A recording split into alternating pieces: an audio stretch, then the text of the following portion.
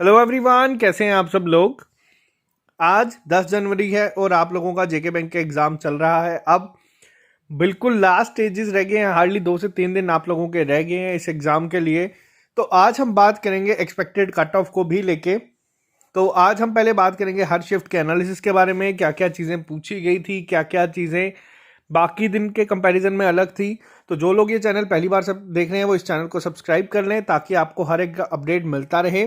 कल जो आपको एक वीडियो मिलेगी वो आपको एक पूरा अपनी जर्नी के बारे में बताएंगे। गाजी अब्दुल्ला जी ये केएएस क्वालिफाई कर चुके हैं 2018 में, और इनकी लाइफ में जितना भी आप लोग अभी जिन लोगों का फाइनेंस अकाउंट असिस्टेंट का एग्ज़ाम है, जिन लोगों का पंचायत अकाउंट असिस्टेंट किसी रीज़न की वजह से नहीं हो पाया है, तो आप लोगों के लिए बहुत ही ज़्यादा मोटिवेशनल वीडियो ये होगी। तो आप लोग इस चैनल को सब्सक्राइब कर लें, आपको हर एक अपडेट मिलता रहेगा जब भी ये लेक्चर आएगा उसका भी। तो चलिए स्टार्ट करते हैं आज का टॉपिक।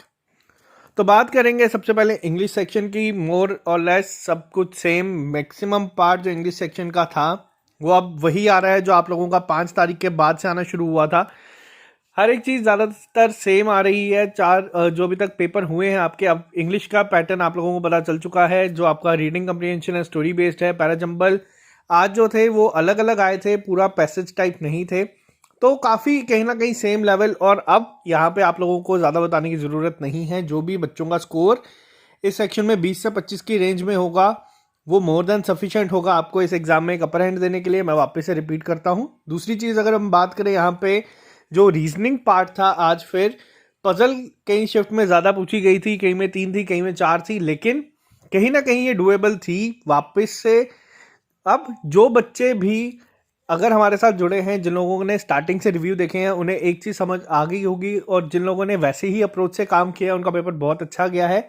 आपको पजल्स को लास्ट के लिए रखना है। पहले आपको टारगेट करना है कि आप जो बाकी का पेपर है 10 से 15 या 20 मार्क्स का, उसे कवर कर ले। ये आपका बहुत जल्द हो जाएगा, हार्डली आपको 8 से 10 मिनट लगेंगे। उसके बाद आप लोग पजल्स पे जाएं, और काफ़ी आसानी से बच्चे अटेम्प्ट कर रहे हैं। लेकिन बीच में कुछ पजल्स ऐसी थी या बीच में कुछ सेक्शंस ऐसी थी, शिफ्ट ऐसी थी जिसमें रीजनिंग करने में भी बच्चों को प्रॉब्लम हुई है। देखो ये ऑब्वियस है, हम लोग पेपर दे रहे हैं, ज़रूरी नहीं है हर एक बच्चे का पेपर देने की अप्रोच और हर एक बच्चे की प्रैक्टिस सेम लेवल की हो। सबकी अलग अलग होती है। लेकिन जहाँ तक जनरली अभी एक पता चला है, ऑलमोस्ट 9th की तरह ही पेपर आपका आज भी था। ज़्यादा चेंजेस नहीं देखने को लिए मिले हैं। तो इस सेक्शन में भी जो बच्चे 23 से लेके 24 या 25 भी अगर मैं कहूँ यहाँ तक करके आए हैं, मोर देन सफिशिएंट होगा। बच्चे 28, 30, 35 भी करके आए हैं। कुछ लोगों ने 58 भी किए हैं, 57 भी किए हैं। तो आपको इतना घबराने की ज़रूरत नहीं है। ये आपको एक काफ़ी अपर हैंड दे देगा बाकी लोगों के कंपैरिजन में।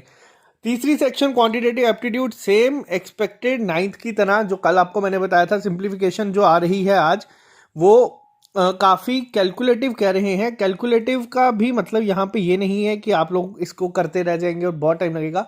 आपको सही अप्रोच पता होनी चाहिए। सही अप्रोच अगर आपको पता है तो आप इसको आसानी से कर सकते हैं, ज़्यादा टाइम आपको नहीं लगेगा। अगर आप ट्रेडिशनल मेथड से जाएंगे तो कहीं ना कहीं आपको थोड़ा सा टाइम लगेगा। ओवरऑल 20 मिनट जब आपके पास एक सेक्शन के लिए होते हैं और आपको इस तरीके की चीज़ें दिखती है तो ये आपका अटेम्प्ट कहीं ना कहीं गिराता है। दूसरी चीज़ जो डीआई है उसमें बच्चे कहने हैं कि कैलकुलेटिव है। मैं आपको बता दूं सारे क्वेश्चंस कैलकुलेटिव नहीं हैं। डीआई में 2 से 3 क्वेश्चंस इजी आ रहे हैं, 2 क्वेश्चन कैलकुलेटिव आ रहे हैं। आपको उसको भी ध्यान से करना है। अगर आपको कोई भी क्वेश्चन 45 सेकंड से ज़्यादा टाइम लेता है, आप लोग उसको स्किप कर सकते हैं। ज़रूरी नहीं है कि आप लोगों को डीआई के 5 क्वेश्चन है तो 5 के 5 ही करने हैं। आप अगर यहाँ पे 45 से लेके 1 मिनट तक वेस्ट करते हैं, इससे बेटर है आप लोग किसी अरिथमेटिक का क्वेश्चन लास्ट में अटेम्प्ट कर लें। तो ओवरऑल पेपर का लेवल सेम था, 10 से 15 की रेंज में आ रही है। किसी शिफ्ट में 13, किसी में 14, किसी में 15 सिंप्लीफिकेशंस आ रही हैं। नंबर सीरीज आ रही है, कहीं में रॉन्ग आई है। तो रॉन्ग नंबर सीरीज वालों को मैंने पहले ही कहा था नॉर्मलाइजेशन हो जाएगी, तो घबराने की ज़रूरत नहीं है। ओवरऑल इस सेक्शन में अगर आप लोग अटेम्प्ट अपना 22 से लेके 23 तक करके आए हैं तो वो बहुत अच्छा है। कई लोगों की शिफ्ट टफ है, उनका अटेम्प्ट इससे कम है, तो आप लोग भी मत घबराएं। अब एग्जैक्ट तो हम आपको यहाँ पे नहीं बता पाएंगे हर एक शिफ्ट का नॉर्मलाइजेशन, लेकिन रोल प्ले करता है। अब ओवरऑल सेफ अटेम्प्ट क्या हो सकते हैं, क्या जा सकते हैं, 73 to 75। जिन भी बच्चों ने इस रेंज तक टच किया है अपने अटेम्प्ट को, अब यहाँ पे वर्ड को ध्यान दें, अटेम्प्ट की बात की है मैंने यहाँ पे। अगर आप लोगों का अटेम्प्ट 73 से 75 तक है तो बहुत अच्छा है। अब अगर मैं यहाँ पे बात करूँ आप लोगों से आज एक्सपेक्टेड कट ऑफ को लेके, इस वीडियो को लेके, जिन लोगों का पेपर बाद में है वो और जिनका पेपर हो चुका है, कोई भी इशू क्रिएट करने की ज़रूरत नहीं है। पहली चीज़, अभी तक हम लोगों को जेके बैंक की तरफ से क्लैरिटी नहीं मिली है कि आपका जो रिजल्ट होगा वो यूटी वाइज होगा या फिर वो आपका डिस्ट्रिक्ट वाइज होगा। तो इस चीज़ के बारे में हमें अभी तक पता नहीं है, तो हम दोनों केसेस को लेके चलेंगे। क्यों पता नहीं है? क्योंकि पीओ का हम लोगों ने आपको पहले ही बता दिया था कि स्कोर कार्ड जो है वो आउट नहीं होगा। हम लोगों को नहीं पता कि पीओ का भी जो रिजल्ट है वो डिस्ट्रिक्ट वाइज आया है या यूटी वाइज आया है, लेकिन किसी हद तक हमें ये देखने को मिला है कि जो पीओ का रिजल्ट है वो यूटी वाइज आया है, क्योंकि कश्मीर से भी बच्चे जिन लोगों ने अटेम्प्ट किए थे उन्हीं लोगों का पेपर क्वालिफाई है। जम्मू से भी सिर्फ उन्हीं लोगों का क्वालिफाई है जिनके अटेम्प्ट काफ़ी अच्छे थे। 55 प्लस वाले ही मेजॉरिटी में मुझे दिखे हैं। अगर आप लोग किसी और डिस्ट्रिक्ट से हैं, अगर आपका अटेम्प्ट पेपर में 55 या 50 से कम था और आपका पीओ क्वालिफाई है, तो आप लोग ये कमेंट बॉक्स में लिख के बता दें। हमें ये जानने में आसानी हो जाएगी कि किस तरीके से चीज़ें हुई हैं। और हमने देखा था कि आरबीए कैटेगरी वगैरह सबका कम कट गया था बाकी कैटेगरी के कंपैरिजन में। अब यहाँ पे दो केसेस लेंगे। पहला केस, अगर ये यूटी वाइज कट ऑफ जाता है तो यूटी वाइज वैकेंसीज बहुत ज़्यादा हैं। ओवरऑल अगर सारी हम लेके चले तो आपको यहाँ पे जान के हैरानगी होगी कि जो वैकेंसीज यहाँ पे अभी दिखाई गई है, मैं वेटिंग लिस्ट को इंक्लूड करके यहाँ पे आपको बताऊंगा कि अगर वेटिंग लिस्ट आती है तो कहाँ तक ये कट जा सकता है। तो आप लोगों को घबराने की ज़रूरत नहीं है। आप मान के चल सकते हैं जो 300 लोग होंगे लिस्ट में टॉपर, जो इस पेपर में 90 प्लस फॉर श्योर करके आए हैं, वो इस लिस्ट में नहीं होंगे कहीं ना कहीं। क्योंकि जिस तरीके से जेके बैंक काम कर रहा है, रिसेंटली अभी 1 या 1.5 हफ्ते के बीच बीच में आपका पीओ का रिजल्ट भी आ जाएगा। फिर जिस दिन आपके ख़त्म होंगे एग्ज़ाम, फरवरी 1 वीक को एक्सपेक्टेड है कि आपके इंटरव्यू स्टार्ट हो जाएंगे पीओ के। तो रिजल्ट जो है वो आपका कहीं ना कहीं फरवरी एंडिंग या मार्च में ही आपको मिल जाएगा। अगर ये जो बीच में लीगल, अभी आप देख सकते हैं जिस तरीके से केस वगैरह है, उसका कुछ रिजल्ट आ गया, तो अब ये 90 प्लस लोग जो होंगे वो पीओ में भी होंगे और वो क्लैरिकल में भी होंगे। तो ये लोग कहीं ना कहीं आपका कंपटीशन बैंकिंग एसोसिएट में नहीं है। तो जो बच्चे कहीं कह रहे हैं कि इसका कट 90 तक जा सकता है, तो ये तो कोई पॉसिबिलिटी इसकी बनती ही नहीं है।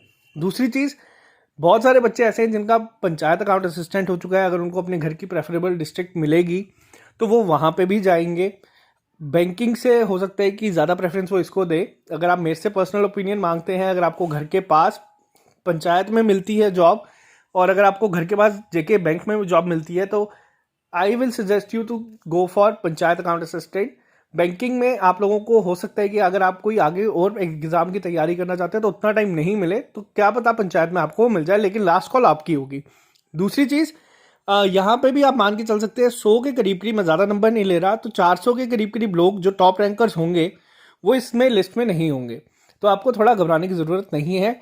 अब यहाँ पे दूसरी चीज़ देखते हैं।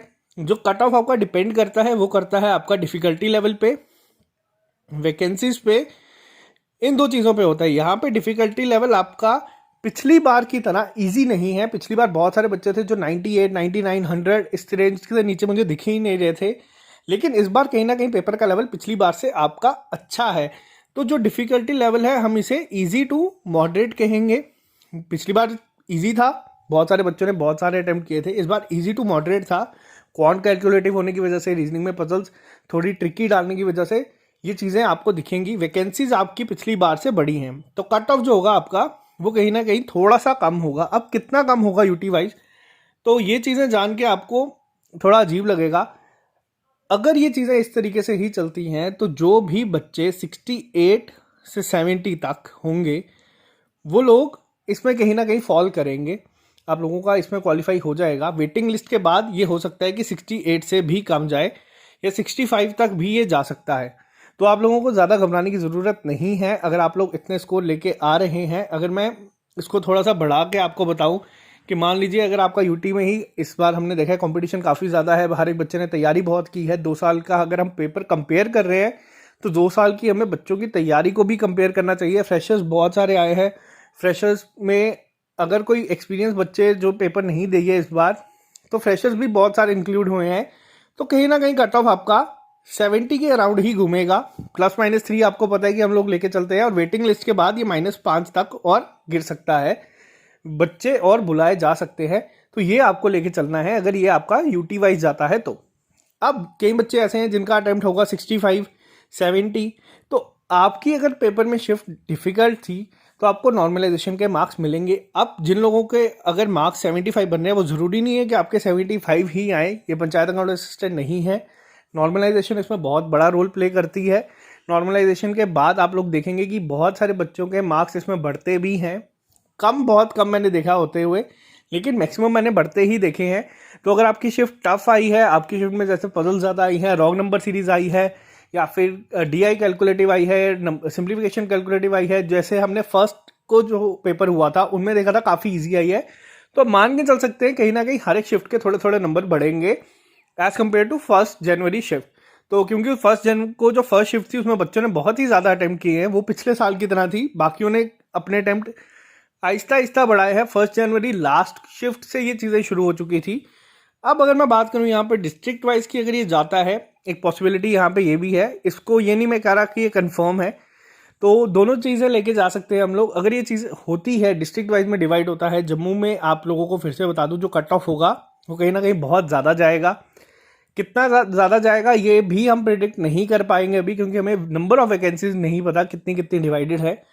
लेकिन जिस तरीके से आपने जेके बैंक पीओ का रिजल्ट देखा था प्रीलिम्स का 2018 वाला, अब मान के चल सकते हैं कि उतना ही आपको उसी तरीके का गैप, मार्जिन और जो आपका कट ऑफ होगा वो देखने को मिलेगा। ये मैं जम्मू के लोगों को डरा नहीं रहा, या जम्मू के लोगों को बता नहीं रहा, लेकिन मैं आपको बस ये बता रहा हूँ कि एक पॉसिबिलिटी आप लेके चल सकते हैं कि ये चीज़ हो सकती है अगर ऐसी चीज़ सामने आती है तो। क्योंकि जेके बैंक ने पीओ के मार्क्स प्रीलिम्स के हमें दिखाए नहीं है, नोटिफिकेशन में वापस से कुछ ऐसा मेंशन है नहीं कि डिस्ट्रिक्ट वाइज होगा या फिर यूटी वाइज होगा।